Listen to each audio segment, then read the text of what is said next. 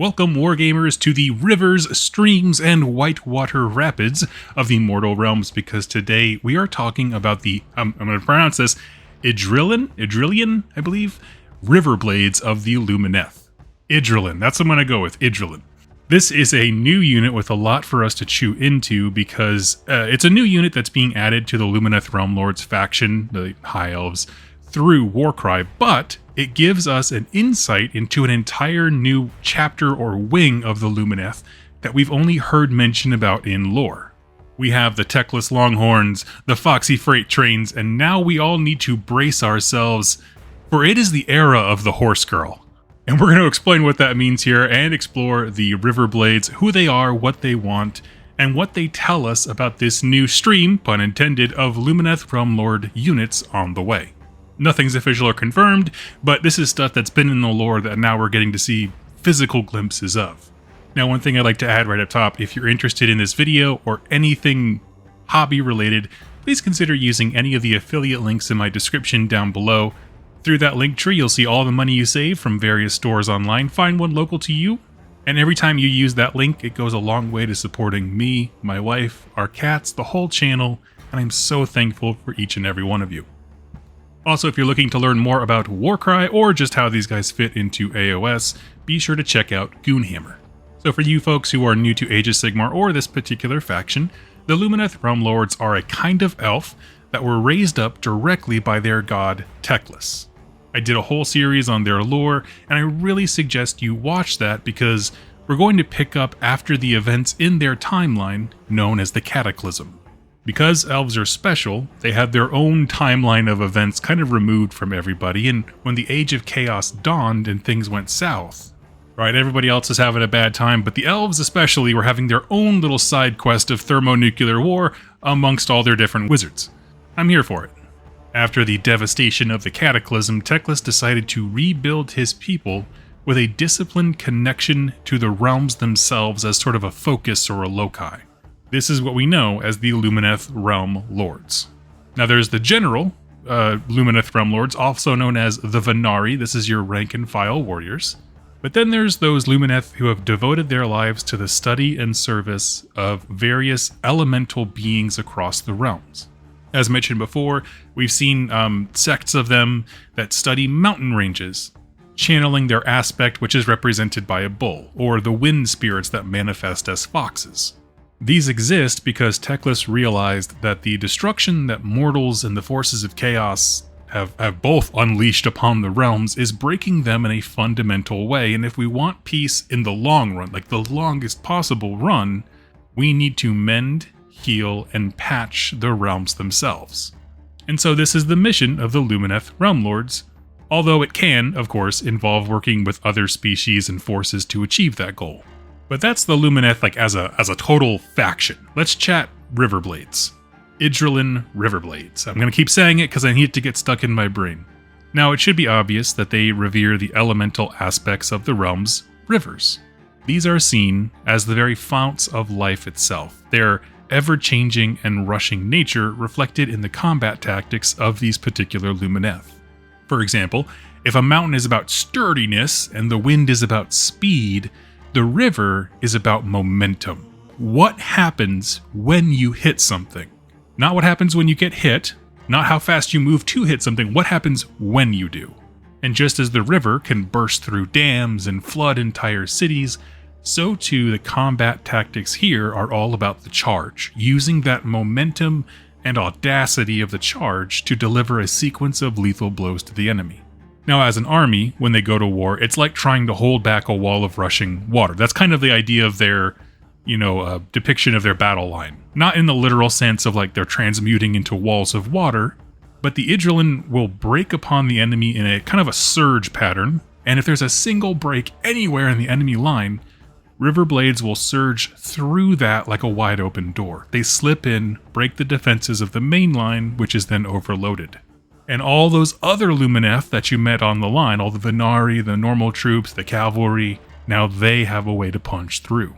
And so they kind of ebbed like a wave so that their buddies who made it into the behind the enemy lines can sabotage the defense so that when it recoils and the next wave of attack hits, there's no resistance. So it's all about tempo. It's all about controlling the rhythm of combat. Like if you had a drone in the sky looking down, I wonder how much it would look like an actual wave where everybody rushes forwards, tries to test the enemy on their line, and then feints back except for the ones who are able to find weakness and pierce through. Then when the second wave hits, it gets torn open. Now, like all of the different Lumineth disciplines, this one has an Elementari that is held in high esteem. Elementari, these are like the spirit creatures that kind of exemplify the subfaction. So, for example, there's Harukun, Spirit of the Wind, and then there's Severith, the named variant, and the same thing goes for the Mountain Bulls.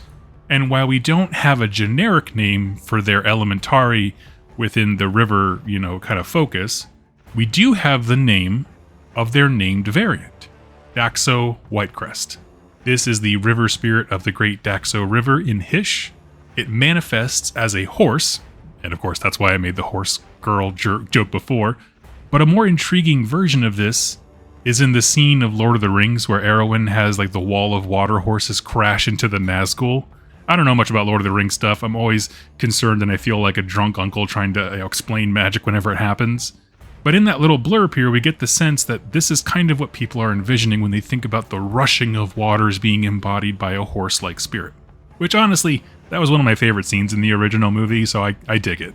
And the overarching mission of the Riverblades is to hopefully clear enough of the realm's waterways, which they see as the veins of life itself, so that Daxo can return. And what this tells me personally is that we don't have water horses yet, but whenever production catches up, we'll get them. The realms themselves will beg for mercy, and the Lumineth realm lords will sternly tell them, nay. But on a practical level, pulling away from a little bit here of the lore that we have, this brings us to why we are in Gur. Remember, this set of models is originally being released as part of a Warcry expansion. We're in Gur, specifically the Gnarlwood, and channeling through this giant forest is the great river Derovar. If rivers are your jam, then this is one of the natural wonders of the realms. It used to be a near continent-severing waterway that tore across Gur, but because of the corruption of the Age of Chaos and the Gnarlwood being flooded with arcane energy, which caused its roots to burrow deeper and deeper, it basically slowly choked this great river. Like the forest grew so aggressively that it built a natural dam. In order to restore order and mend the realms and unleash the power of life from its crippling grasp of the Gnarlwood, the Ydrilan Riverblades came to do a giant cleansing ritual. Basically, break the forest up a bit. They're looking to do a giant spell that's going to get the water agitated, burst through a couple dams, and then eventually pierce the Gnarlwood again. They sense a giant river spirit down below, and so basically they're hoping to heal the forest, recruit the Derovar river spirit underneath the Lumineth Realm Lord banner. All in all, for not wanting to introduce an entirely new faction like wing of models at the launch of AOS 4, I'm actually pretty happy with the amount of details here. It's very cool. It has a lot of imagery associated with it. We get a sense of what they're like, how they fight, what they're looking for, and why they would be in a given region. And so now I want to move into why is this cool? Well, I'll be honest, I'm not the biggest Lumineth Realm Lord fan.